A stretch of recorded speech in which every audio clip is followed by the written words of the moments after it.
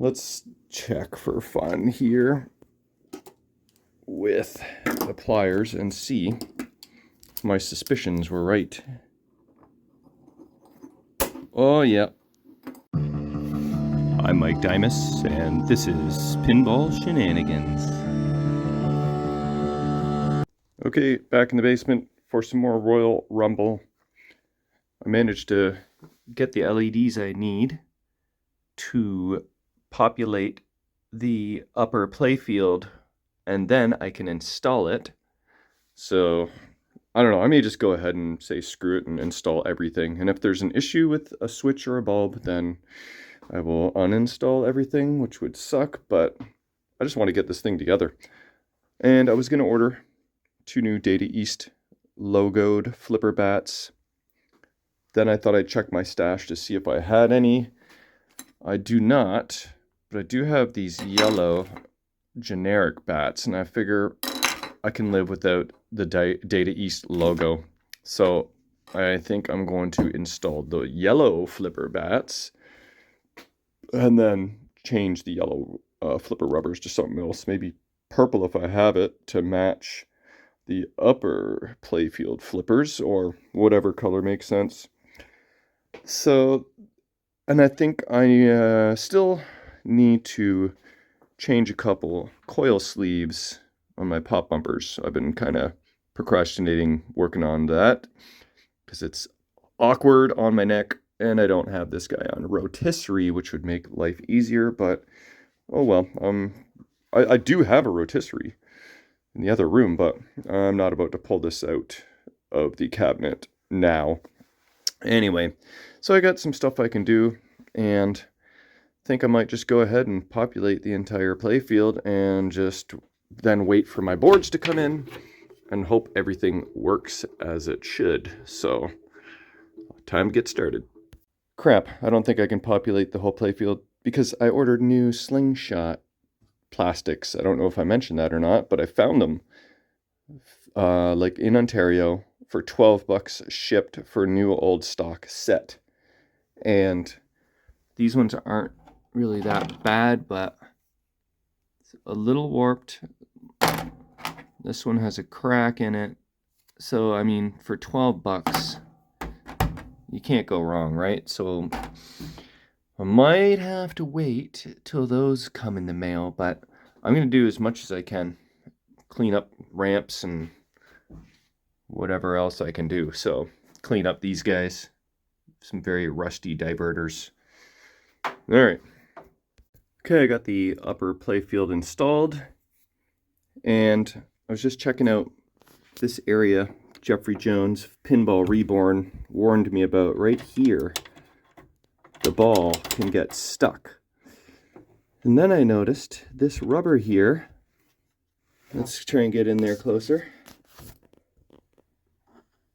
That rubber there is actually the same type of rubber that's used here, except that is original and probably completely brittle and will smash into smithereens if I keep it in there. So I need to remove the upper playfield now and replace that.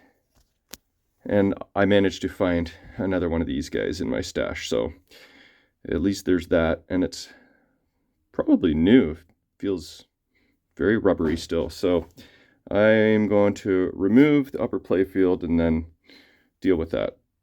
Okay, a little bit of to-do to get this mech out of the upper playfield.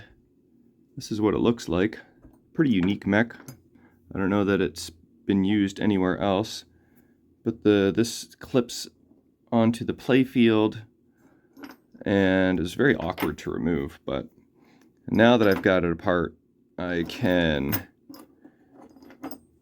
remove and replace this brittle rubber, and it does look like the same one, except it kind of a bit tapered, maybe just shrinkage over time. So let's check for fun here with the pliers and see if my suspicions were right.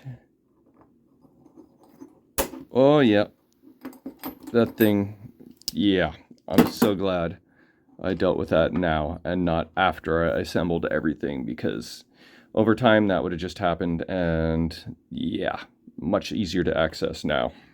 All right, that's all reinstalled and good to go. All right, the table is getting pretty bare. Things are going okay.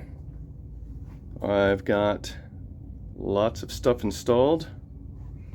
Flippers are just kind of hanging there loose. This ramp too for slingshot plastics, and this ramp.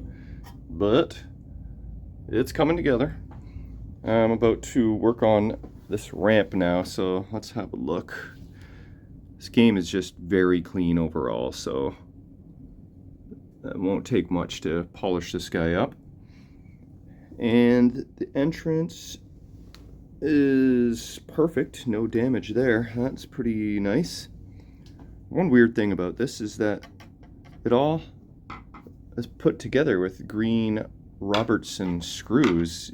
Even these 4 screws up top here, and this, and down here, and here. But those are Canadian screws, and this game is made in Chicago, so I don't understand that. These are not the only Robertson screws I've pulled out of this machine, so I guess maybe a Canadian has shopped this up in the past and decided to change out some screws. So I'm not really sure what other explanation there is, but that's just one kind of interesting thing to note. Anyway, I'll clean up this guy and install. All right, ramp is cleaned up. A little bit of Novus 2, a little bit of Magic Eraser, and it is looking good. So I'll go install this now. All right, check it out. My table is almost empty. You know what? I didn't clean this very well, but the shaft's cleaned up very nicely. I'll give that a bit of a wipe down with my green scrubby before I install it. Top left diverter. These are the last 2 pieces to go in. So, is that gonna fight me? Yeah, this wants to fight me. So, oh, wait. There we go. Okay, one down. Oh, I gotta clean the other one first. Yeah, should I do this live or should I? Can I even do a good job one-handed? It's not too bad, actually. I'm not going too crazy with it. I could sand that ridge down if I really wanted to, but nope, this is not HEP, this is Pinball Shenanigans, so this goes top right. Oh man, is that gonna fit? Yeah, okay. Everything is assembled. I just have these in place loosely for when I get my new plastics. But let's turn it on and see what it looks like. Ooh, that looks pretty cool. I changed all the top side LEDs. These guys, here and here. And looks like these are general illumination and they work. So that's pretty sweet. Oh, I should have popped up those drop targets. But all in all, it was pretty reasonable. I did fight with the upper playfield a few times, just trying to get everything installed in the correct order. I really hope that this is in its happy place. I tried to line it up. If not, to adjust this is pure hell. So, I guess we'll only find out once I get my boards and install them. So I still have to LED the back box. I want to clean the drop targets, faces, and the switches. I gotta install these new yellow flipper bats, and I've gotta tighten and align the diverters. And you know what? There's on this diverter, it tricked me. No, it wasn't that diverter. The other diverter has 2 rings on it where you could put the C-clip there, and I wasn't sure which one it was, but I looked at my photos and I think I got the right one. Anyway, that is empty table now. So I've got to connect some connectors under the playfield, and yeah, I'll putter around a little bit more, but this is progress. Looking good. The cool thing about this era Data East is that they designed it so you don't really have to remove and disconnect a lot of the underside connectors. There's probably 1, 2, 3, 4, 5, 6, maybe less than 10. On the Williams games, it's often like 20, it feels like. So a little easier to work with. And so they're all connected and zip tied up, which gave us our upper playfield general illumination. And I did tighten these guys into place, lined them up to little dots, got a little bit of up and down play on both. So the flippers are done, and I'll do the diverters and clean up these drop target switches next. They're probably equally black as the upper ones. Yep, that's what I thought. All right, let's see how these things turned out. Looks good. Looks good. Yep. That Dremel brush is clutch for so many reasons. Okay, diverter time. Okay, I'm wrapping up my video for tonight. I made some good progress. Here are the old flipper bats. I'm so glad I can dispose of those. And I put on these yellow guys. I probably would have went with purple flipper rubbers, but I didn't have them. I tried orange, I tried clear, I tried something else. Orange, clear, well, I forget the other color I tried, but green kind of matches actually because all this green here. So I can live with that.